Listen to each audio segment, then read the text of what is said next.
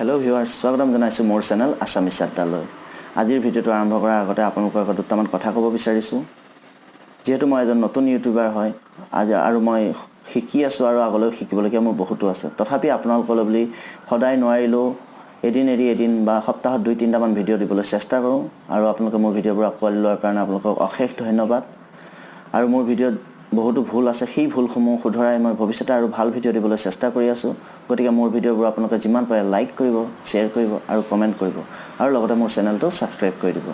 তেতিয়ালে আহক আজিৰ ভিডিওটো আমি আৰম্ভ কৰো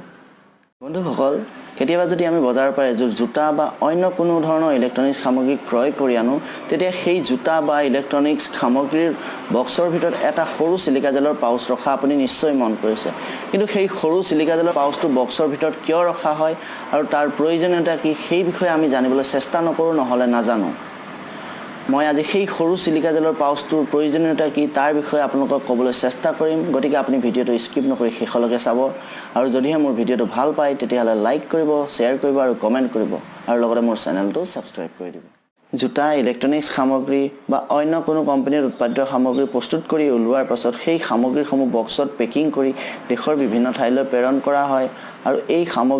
সামগ্ৰীসমূহ বেছি দিনলৈ সুৰক্ষিত অৱস্থাত ৰাখিবৰ কাৰণে বক্সৰ ভিতৰত সিলিকা জেলৰ পাউচ ৰখা হয় যাতে এই সামগ্ৰীবোৰ অতি সহজে খেমেকি নাযায় আৰু যদিহে কেতিয়াবা ভুলবশতঃ আপোনাৰ মোবাইলত পানী সোমায় বা আপোনাৰ মোবাইলটো পানীত পৰি যায় তেতিয়া মোবাইলৰ বেটাৰীটো খুলি এখন শুকান কাপোৰেৰে মোবাইলটো মচি ল'ব তাৰ পিছত এটা সৰু এয়াৰবেগ বা পলিথিনত মোবাইলৰ বেটাৰীটো ভৰাই তাত 2-4টা মান সিলিকা জেলৰ পেকেট ৰাখি 4 ঘণ্টা মানৰ কাৰণে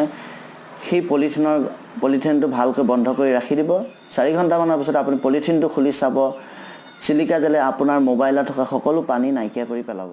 ৰান্ধনীশালত ব্যৱহৃত দালি চেনি আৰু ড্ৰাই ফ্ৰুট বেছি দিনলৈ ফ্ৰেছ ৰাখিবৰ কাৰণে আপুনি সিলিকা জেল ব্যৱহাৰ কৰিব পাৰে আৰু আমাৰ অতীতৰ স্মৃতি জড়িত হৈ থকা ফটোসমূহ যদিহে আপোনাৰ বেয়া হৈ গৈছে তেতিয়াহলে আপুনি সেই এলবামটোত দুটামান সিলিকা জেলৰ পেকেট ৰাখি দিব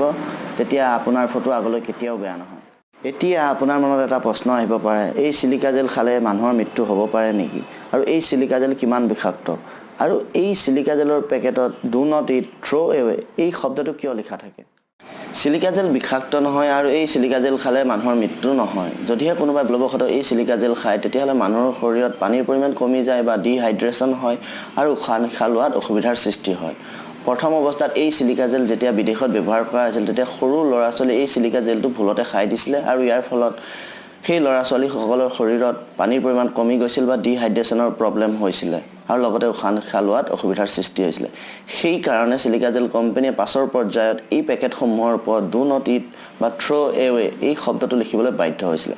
যদিহে কোনোবাই ভুলবশতঃ সিলিকা জেল খাই দিয়ে তেতিয়া তেওঁ প্ৰথম পৰ্যায়ত যথেষ্ট পৰিমাণে পানী খোৱাবলৈ চেষ্টা কৰিব